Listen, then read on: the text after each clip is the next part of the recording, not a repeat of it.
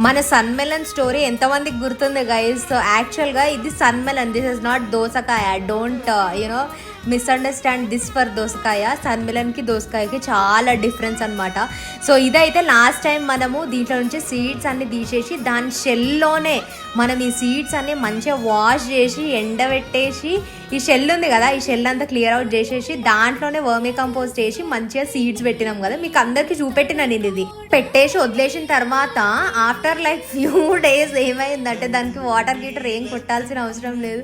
Forget about the plants, మొత్తం ఇట్లా shell అంతా ఇట్లా ష్రింక్ అయిపోయింది. తర్వాత నేను ఏం చేసిన అంటే వేరే ఎక్కడో ఒక పాట్లో ఇట్లా పెట్టేసి వదిలేసినాం అనమాట. సీడ్స్ మీకు అందరికీ చూపెట్టినా కదా ఇంకా కలెక్ట్ చేసి పెట్టినా అని చెప్పేసి. సో ఆ సీడ్స్ జిప్లాక్ కవర్ల నుంచి తీసి కొన్నీ వేసిన.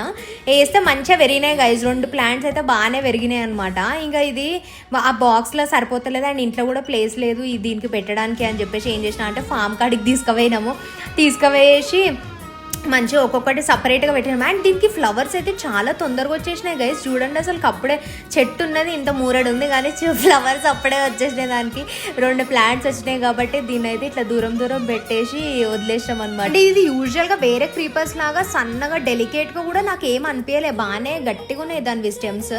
అండ్ బై ద వే ఎప్పుడు పెరుగుతుంది అంటారు గైస్ సన్ మిలన్స్? If you have any idea let me know. And channel మీద అయితే 2 కండేసి ఉంచండి, అప్డేట్ ఇస్తాను.